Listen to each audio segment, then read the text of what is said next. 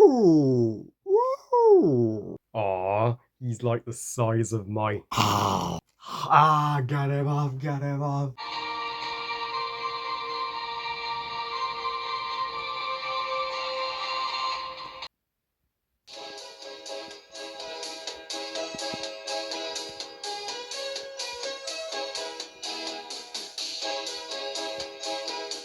Gremlins, the 1984 uh, cult classic, directed by Dave Annett and written by Chris Columbus, and tells the story taking place during the holiday season, where young Billy receives a motto coat, adorable gremlin-like a creature that's is alive, and after his inventor gave his species life, and but his family name him Gizmo, but uh, but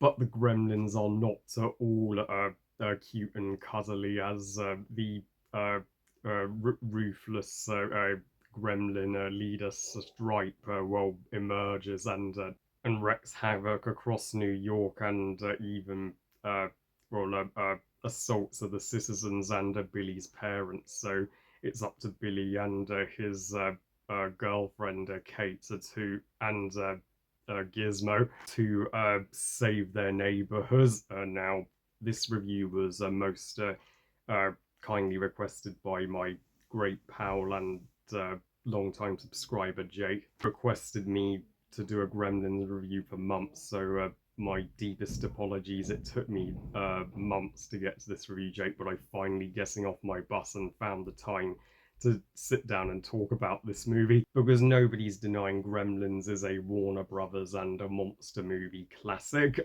It's it really is one of a kind in terms of Christmas movies too. It's got Nightmare Before Christmas vibes to it, and being far creepier and more sinister than the majority of movies that do happen at around Christmas time, like Krampus, and it's as if anybody who's on the naughty list, Santa would put a Stripe and his gremlin army in your presence, and Santa's not a dick, he wouldn't do that. But this may be the darkest movie that Chris Columbus has ever written, because this was one of the movies back in 1984, released the exact same year as Temple of Doom, that inspired the PG-13 and 12A rating. Because of that, because that's how too intense for younger viewers it was, and heck, I think it even received a 15 rating in the UK,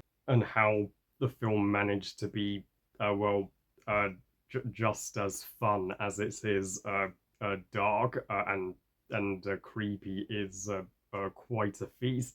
From the start, the thing to marvel at in this movie are the practical effects and the animatronics for the Gremlins, from a Gizmo to Stripe. The puppetry for the Gremlins it is still insanely great. So 41 years later, CG Gremlins would look dreadful in comparison to these, and I love that Stripe has a more reptilian look, whereas Gizmo has a far more fluffy look, and I can't think of a single kid that wouldn't want a Gizmo toy for Christmas after this movie. So the puppet team deserve the biggest round of applause for their phenomenal work for the Gremlins. But this movie is not only a groundbreaker in puppetry times 100, but it's also got lots of lore to it. So, and with the history of the Gremlins and a lovable family and main characters that you do want to come out on top against the Gremlin army. I do like how it's not black and white. Not all Gremlins are good and not all are bad, and uh, the the characters of Billy and Kate. They may not be the most three-dimensional characters that Chris Columbus has written for, but so you still can see why they would fall for one another and come together. And I always thought Billy looked similar to a Jess from Gilmore Girls, or is that just me? Of course, Billy's father is the one who brings Gizmo as a Christmas present for Billy home, and he's the brains of and the most knowledgeable of the Gremlins, and Billy's mum.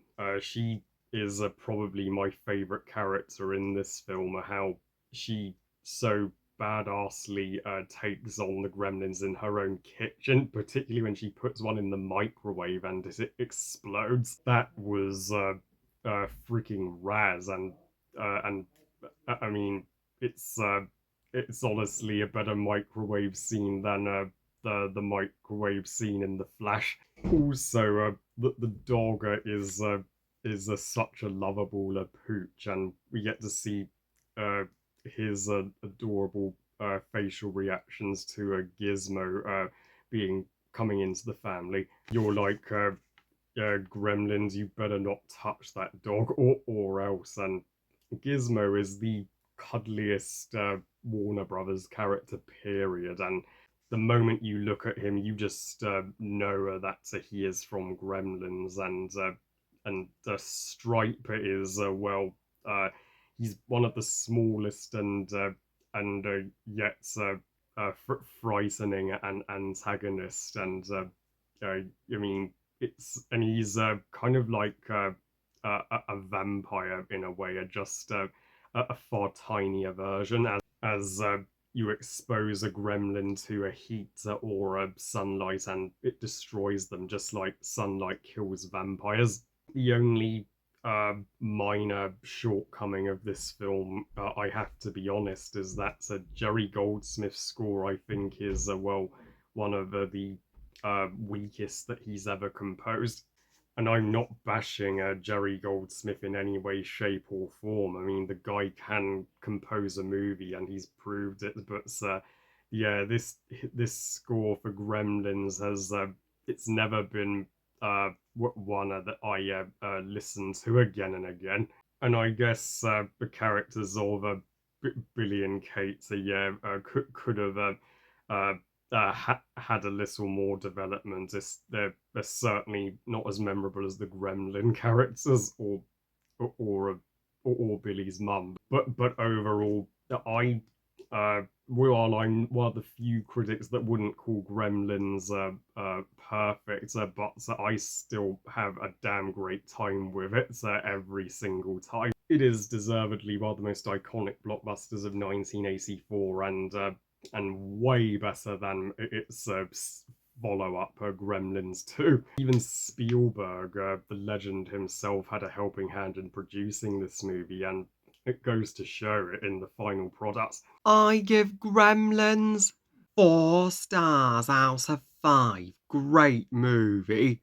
So yeah, we really should get some more uh, monster creature based movies like this these days.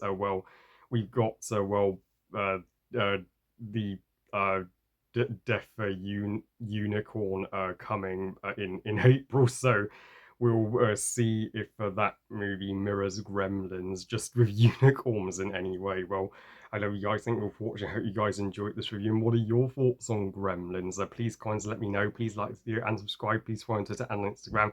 I'll see you next time. And Jake, thank you once again for the request, buddy. And I hope I delivered. And stay tuned for my thoughts on the sequel, Gremlins 2.